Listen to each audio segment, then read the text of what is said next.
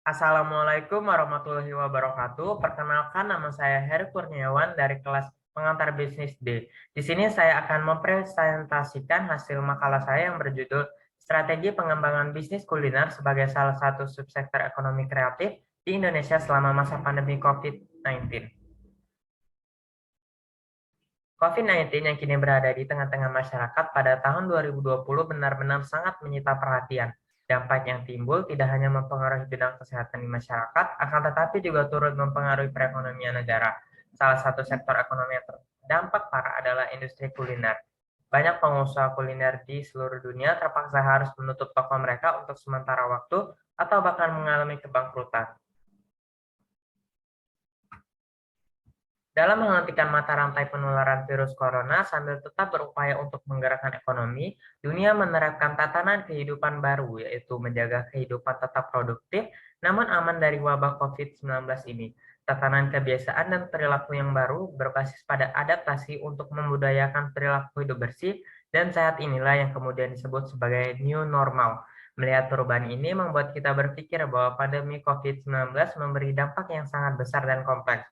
Situasi tersebut memberikan tantangan sekaligus peluang untuk menjaga eksistensi bisnis kuliner dan diperlukan suatu strategi agar bisnis kuliner tersebut tidak hilang atau bangkrut.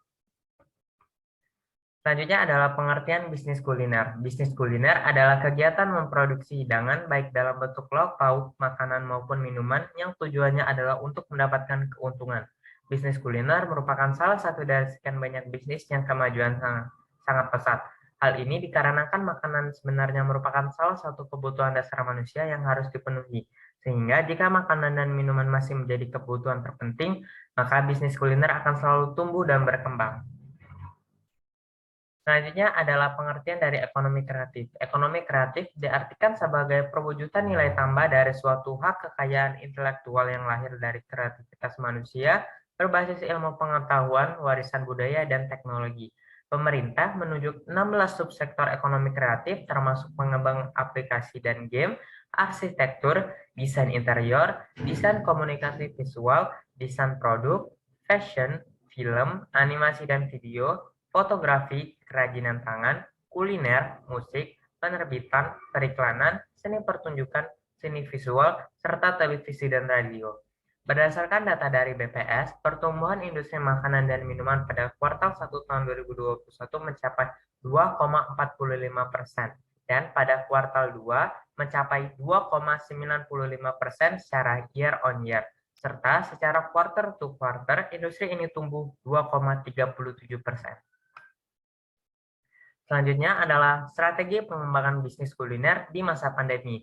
Strategi yang digunakan merupakan strategi yang menggunakan analisis SWOT. Yang pertama ada strategi SO.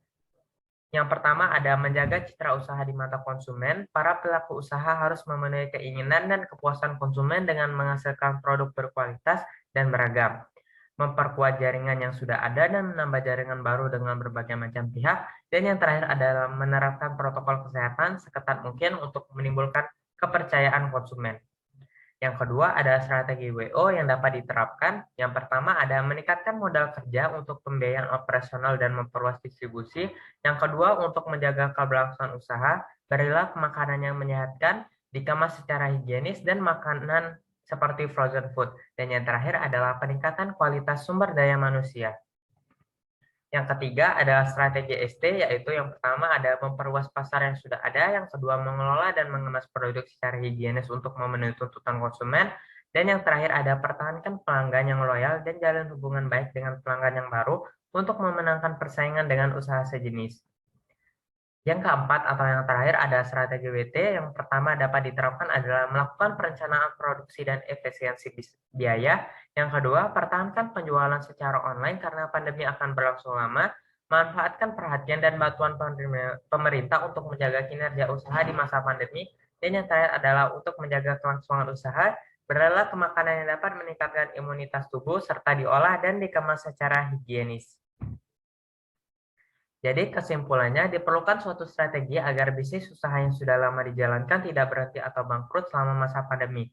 Strategi tersebut terbagi menjadi 4 analisis strategi. Yang pertama adalah strategi SO, adalah strategi yang menggunakan kekuatan internal untuk memanfaatkan peluang eksternal. Yang kedua ada strategi WO, adalah strategi yang bertujuan memperbaiki kelemahan internal dengan memanfaatkan peluang eksternal.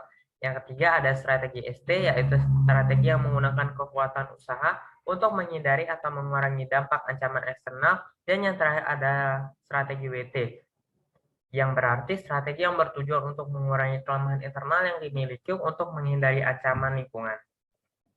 Baik, sekian presentasi dari saya. Mohon maaf apabila terdapat kekurangan dalam pengucapan atau kosakata.